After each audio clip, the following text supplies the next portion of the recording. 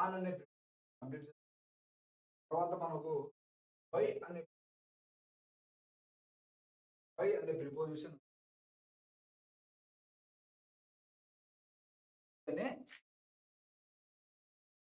On complete చేసుకున్న తర్వాత by అనే ప్రిపోజిషన్ ఉంది. ఓకే,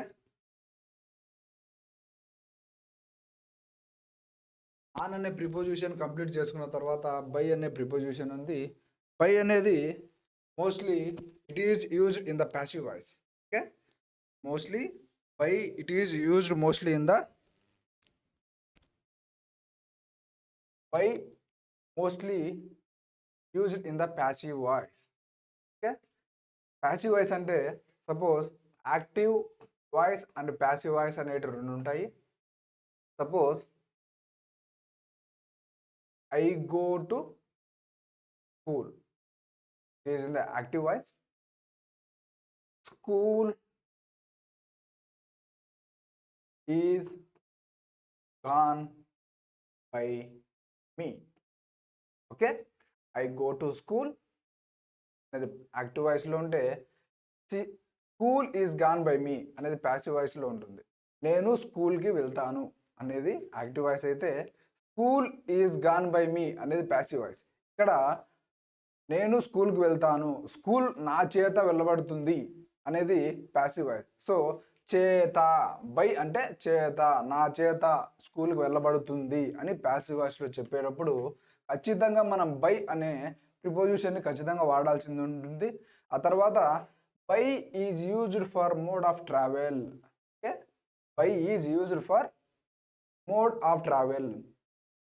మనము ట్రావెల్కి బై అనేది ఉపయోగిస్తాము. By car, by bus, by bike. Okay, by car, by bus, by bike. But does not use by walk. వాక్కి బై వాడకూడదు. Use only on foot. Okay, by అనేది mostly used in the passive voice. ఆ తర్వాత mode of travel by car, by bus, by bike. But does not use by walk. వాక్కి by వాడకూడదు. Use only on foot. Okay, ఫుట్కు ట్రావెలింగ్లో ఉంది కాబట్టి దానికి బై వాడకూడదు, ఓన్లీ ఆన్ ఫుట్ మాత్రమే వాడాలి. So by is also used to near. Okay, by is also used to near.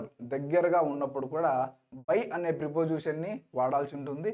So for example come and sit by me. వచ్చి నాతో పాటు కూర్చో అంటే దట్ ఈస్ వెరీ నియర్, అంటే దగ్గరగా ఉందండి. కమ్ అండ్ సిట్ బై మీ, నాతో పాటు వచ్చి కూర్చో, అదొకటి. There is house by temple. హౌస్కి పక్కనే టెంపుల్ ఉందంట, అంటే నియర్గా అనిపించినప్పుడు కూడా బై అనే ప్రిపోజిషన్ని వాడచ్చు. So come and sit by me, there is house by the temple. So there is house by temple.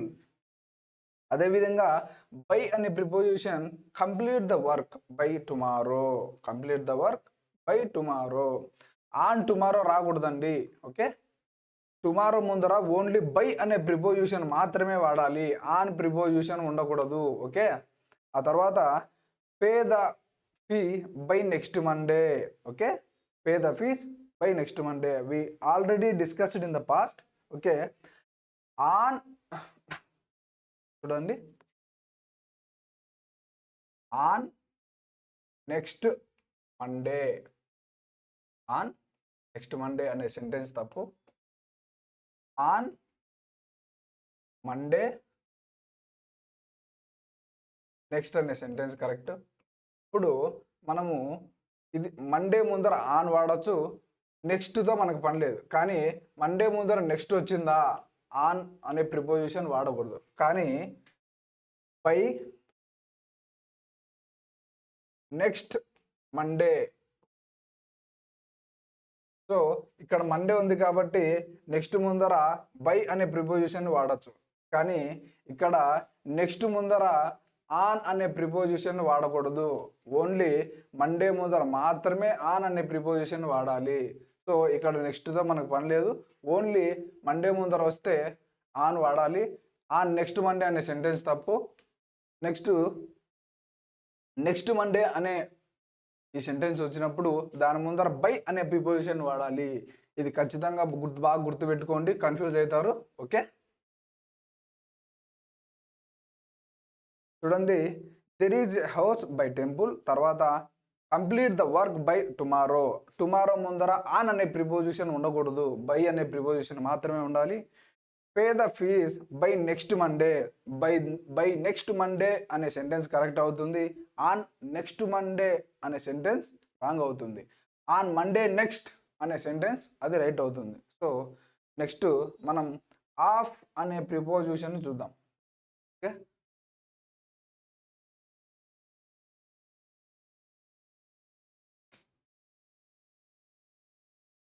So of is used died of fever.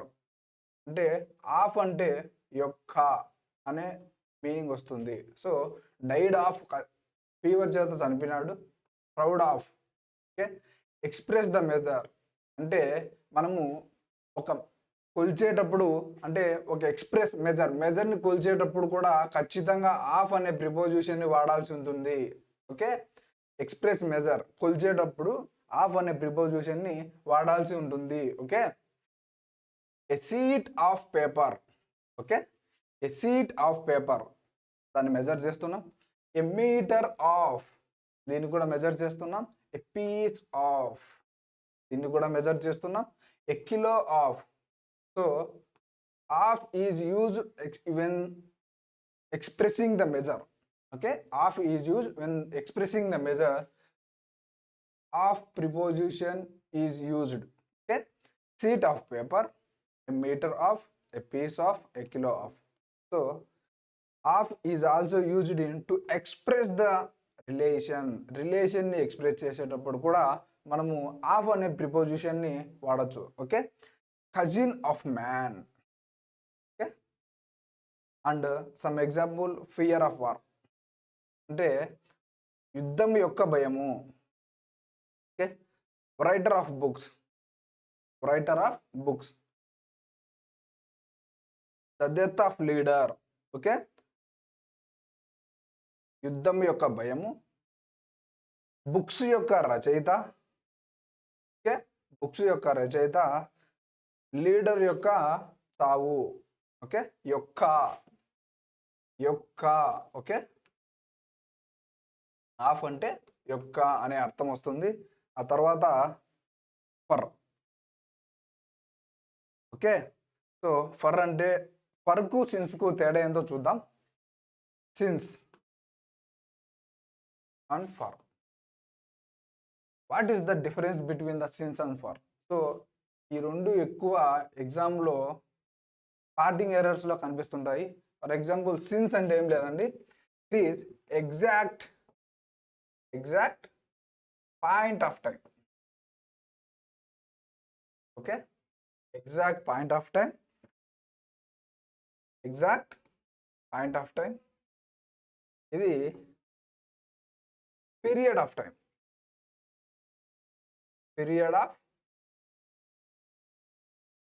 So exact point of time అంటే suppose I have been working since 2010 అన్నామను. Suppose I have been working since 2010. So ఎగ్జాక్ట్గా చెప్తున్నాను, నేను 2010 నుంచి ఇప్పటి వరకు పనిచేస్తూ ఉన్నాను అని సిన్స్ అనే ప్రిపోజిషన్ చెప్తే, కానీ ఇక్కడ ఫర్ అనే ప్రిపోజిషన్ ఏం చెప్తుందంటే I have been working for 10 years. Okay, ఫర్కు సిన్స్కి తేడా ఏంటంటే ఎగ్జాక్ట్ పాయింట్ ఆఫ్ టైం అంటే నువ్వు ఎప్పటి నుంచి పనిచేస్తున్నావో ఖచ్చితంగా చెప్తుంది ఇక్కడ సిన్స్ 2010. కానీ ఇక్కడ పీరియడ్ ఆఫ్ టైం, నేను 10 ఏళ్ల నుంచి పనిచేస్తున్నా. సో ఇక్కడ ఎగ్జాక్ట్నెస్ లేదు. సపోజ్ ఎగ్జాక్ట్నెస్ ఏంటంటే ప్రజెంట్ 2025 కాబట్టి ఒక 15 ఇయర్స్ నుంచి పనిచేస్తున్నాడు అనుకుంటాం, కానీ అతను 10 ఇయర్స్ అంటున్నాడు. ఎగ్జాక్ట్ ఇయర్ ఏందో తెలియదు.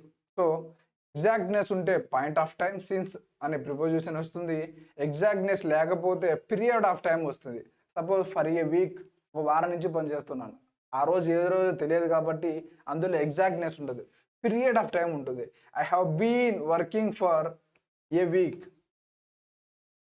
10 ఇయర్స్ లేదా for a week. So exactness లేకోకుంటే ఫర్ అనే ప్రిపోజిషన్ వాడాలి, ఎగ్జాక్ట్నెస్ ఉంటే సిన్స్ అనే ప్రిపోజిషన్ వాడాలి. So we see some examples for.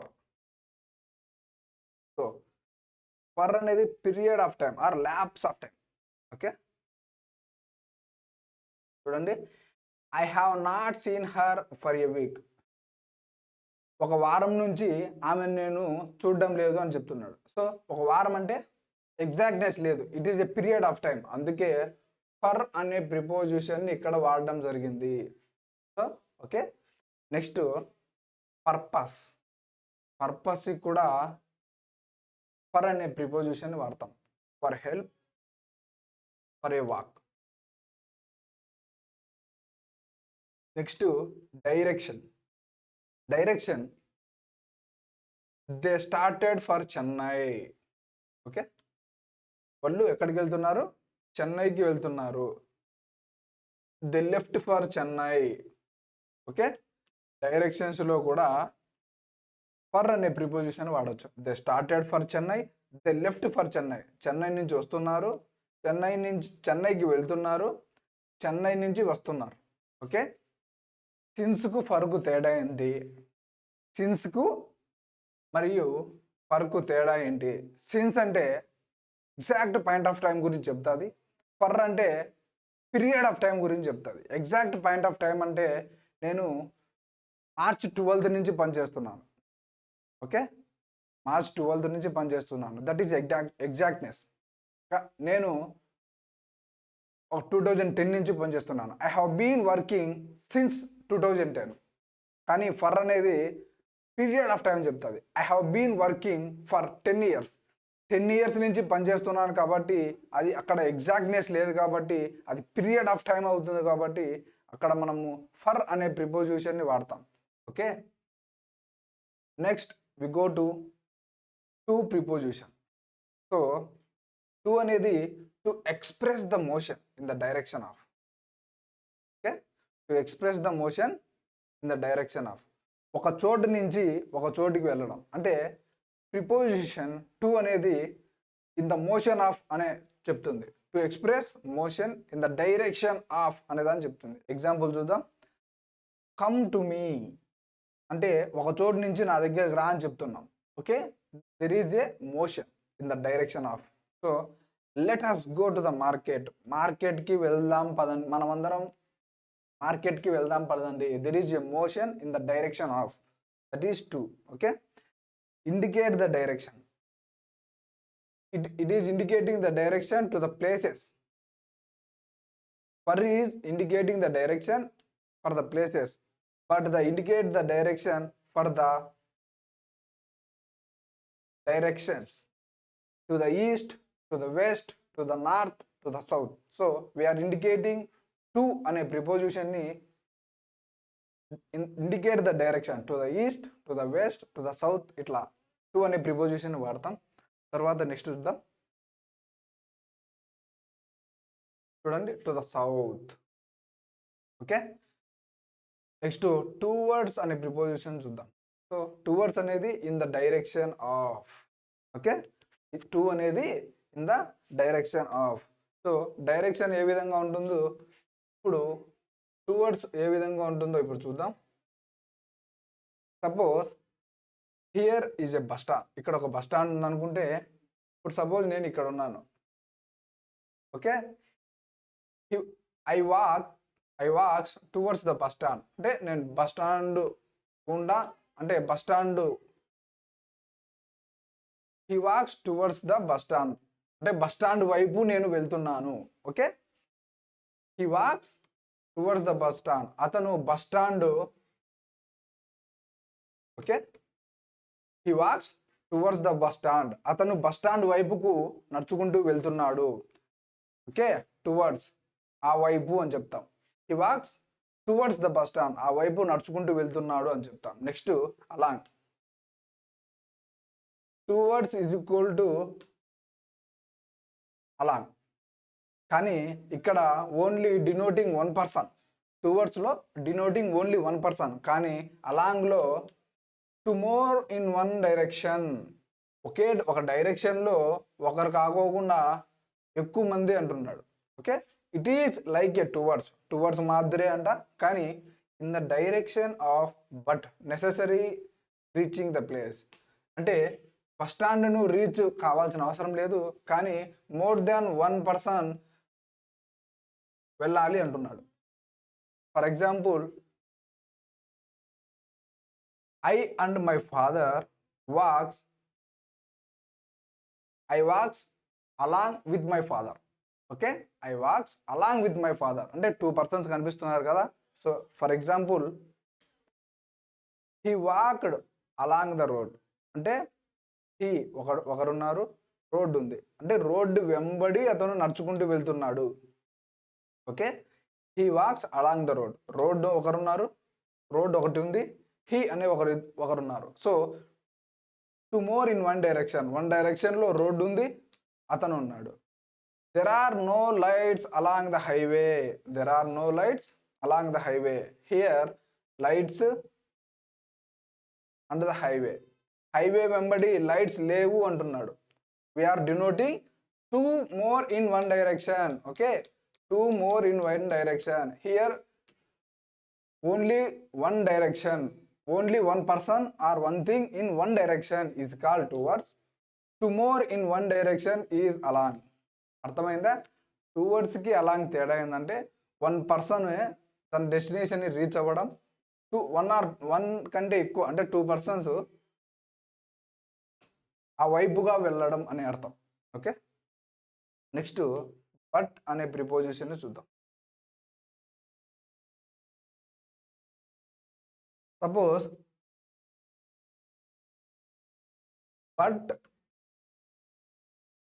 అనేది కానీ అనే అర్థం వస్తుంది. But is used as conjunction and also it is used as a preposition. But అనేది కంజంక్షన్గా మరియు ప్రిపోజిషన్గా 2 విధాలుగా వాడచ్చు. Okay, so for example,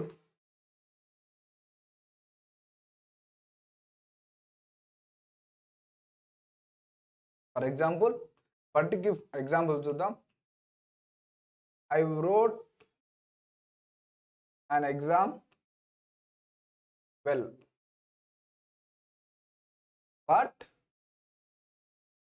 I failed. నేను ఎగ్జామ్ బాగా రాశాను కానీ బట్ అంటే ఇక్కడ ఏమని అర్థం చేసుకోవాలి, నేను ఎగ్జామ్ బాగా రాసినప్పటికీ కానీ నేను ఫెయిల్ అయ్యాను. ఎగ్జామ్ బాగా రాసిన కానీ అంటాం కదా, ఎగ్జామ్ బాగా రాశాను కానీ నేను ఎగ్జామ్లో ఫెయిల్ అయ్యాను. అటువంటి సమయంలో బట్ అనేది ప్రొనౌన్ వాడతాము. Okay, we will see the beyond in next class. Okay, thank you.